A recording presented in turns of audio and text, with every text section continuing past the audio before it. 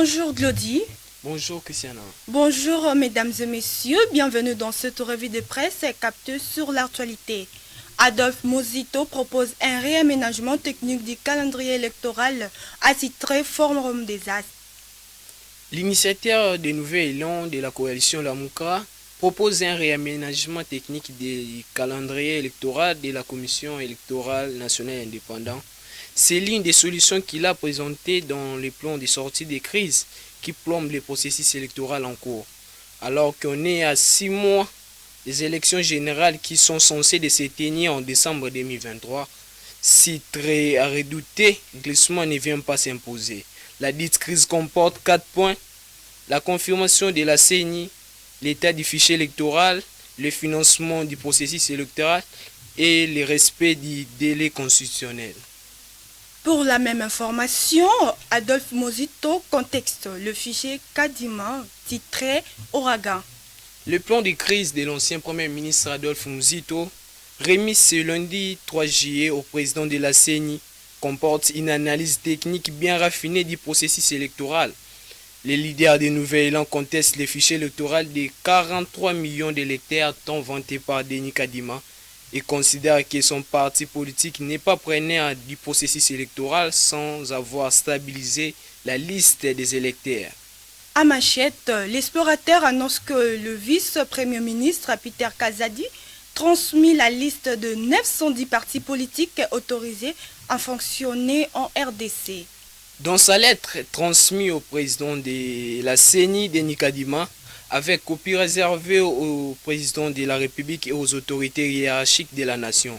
Mais il semblait que certains partis seraient absents de cette liste, notamment la partie de l'ancien président de l'IDPS, Jean-Marc Kabound, Alliance pour les changements, n'est pas alignée à la liste établie par la CENI. L'IDPS est accusé d'être à la base de cette manœuvre.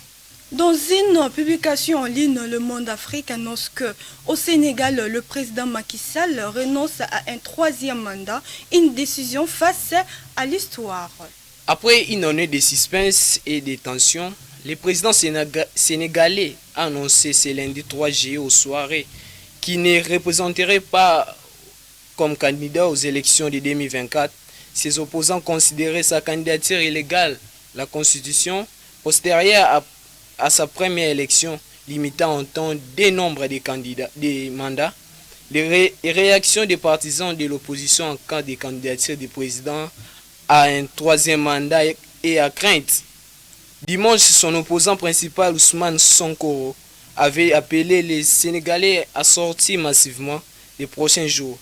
Il avait exhorté aux Sénégalais de se mettre debout et de faire face à Macky Sall s'il se représente encore aux élections de 2024. Fin de suspense, le président du Sénégal, Macky Sall, ne bloquera pas le troisième mandat, a publié France 24. Macky Sall a finalement annoncé qu'il ne bloquerait pas de troisième mandat lors des élections présidentielles du Sénégal de 2024.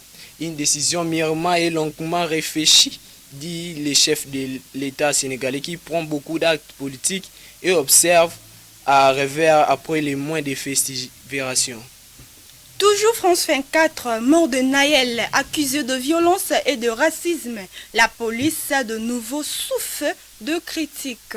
La police française est en cible de nombreuses critiques depuis la mort de jeune Naël, tué mardi par un policier après refus d'obtempérer. La séquence fait ressurgir des problèmes déjà connus et que n'a pu réussir à résoudre Emmanuel Macron depuis qu'il est président à la France. Depuis son arrivée au pouvoir, il y a 6 ans, le coup est ride et a été porté par l'ONU.